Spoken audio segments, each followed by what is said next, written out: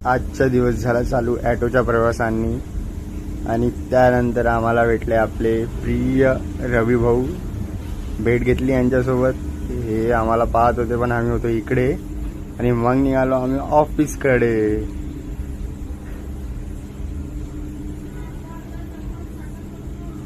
ऑफिसकडे पोचता पोचता रवी भाऊनी घेतली चाय मस्त पेली आणि नंतर गेलो ऑफिसमध्ये. ऑफिसमध्ये आलो, लाईट वगैरे चालवली रवी भाऊनी आणि एक मी केला. त्यानंतर घेतलं आपला सामान आणि परत निघालो. मग भेटले आपले गोलू भाऊ आणि अक्षय भाऊ. मग जे भाऊली गाडी रवी भाऊना मग बोलत बोलत जात होते. पोचलो मग आपल्या साईडवर. मस्तपैकी काकाने म्हटलं काका एंट्री करा. काकाने केली एंट्री आणि मग गेलो अंदर. पाहिलं तर भाईजांना पूर्ण सेटअप लावून ठेवला होता. केली थोडी मजाक आणि लागलो कामाले.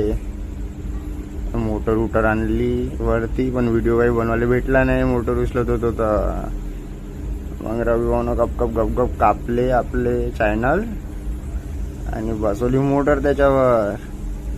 मग हा होता आमचा लिफ्टचा गड्डा. मग हे टाकली होती आम्ही ना काल सेफ्टी, तर तुम्हाला मी दाखवली नव्हती.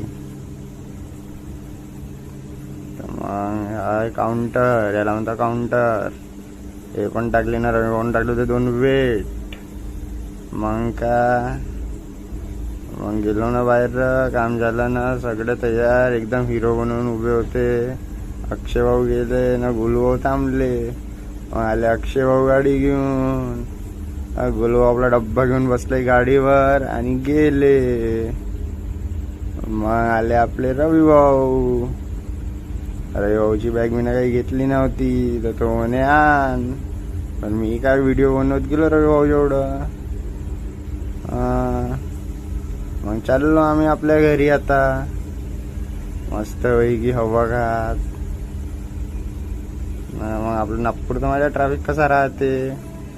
ट्रॅफिक मध्ये झरझर झरझर भगवत नेली रवी भाऊनं गाडी. चला भेटूया उद्याच्या ब्लॉग मध्ये.